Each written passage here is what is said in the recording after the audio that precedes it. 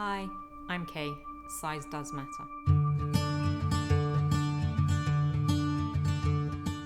In 2018, I had liposarcoma. I'm working with Sarcoma UK on Sarcoma Awareness Month, and here is my story.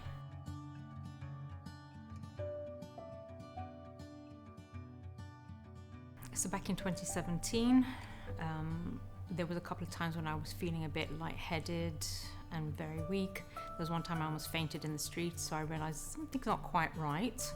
I tend to ignore, as someone who works in the healthcare, we always do, worse people to take care of ourselves. But when I almost fainted in the middle of the street, a red light went on, and so I actually took myself to my GP, who sent me for some blood tests, and I thought I was just anemic, which turns out is an initial symptom of sarcoma, but there's not enough awareness. When I came out, they suggested I have a hysterectomy because of the location of the tumour, which, by the way, was a size somewhere between a mango and a cantaloupe, and was protruding because it was in the cavity just above my pelvis.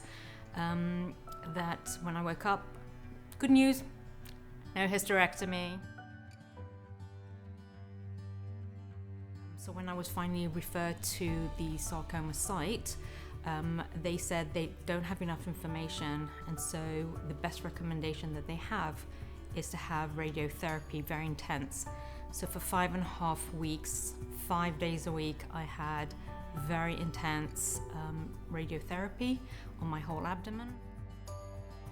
So I'm happy to say that I'm reaching the 5-year mark of being clear.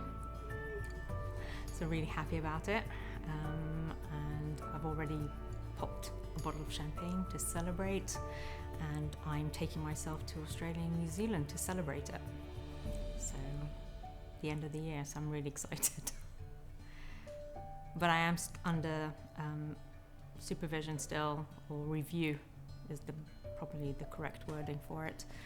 But it's moved from twice a year to once a year.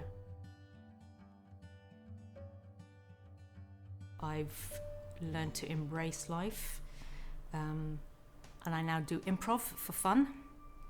And I'm doing my master's in executive coaching and mentoring, just because, why not? So yeah, enjoying life to the fullest.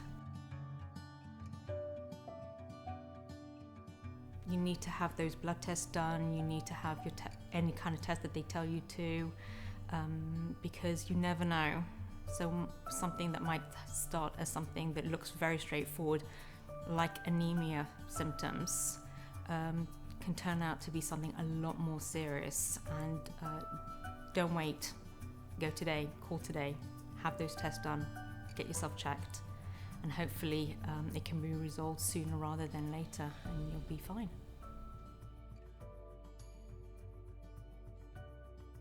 Be kind to yourself.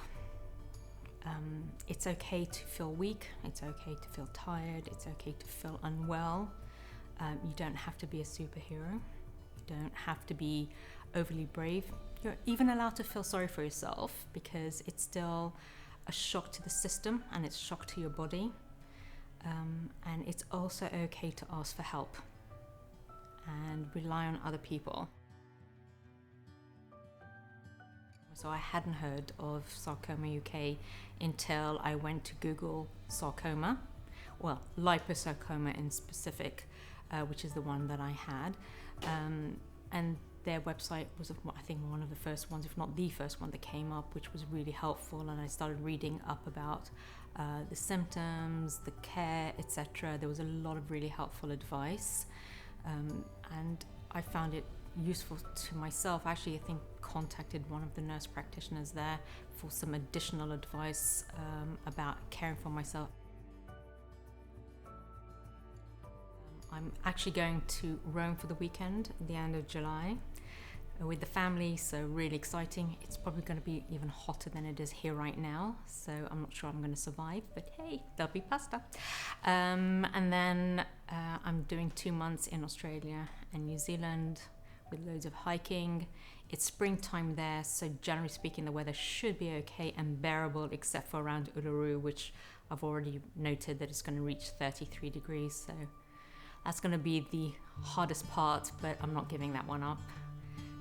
And doing more improv, getting my degree, my master's, so all good, embracing life as you do.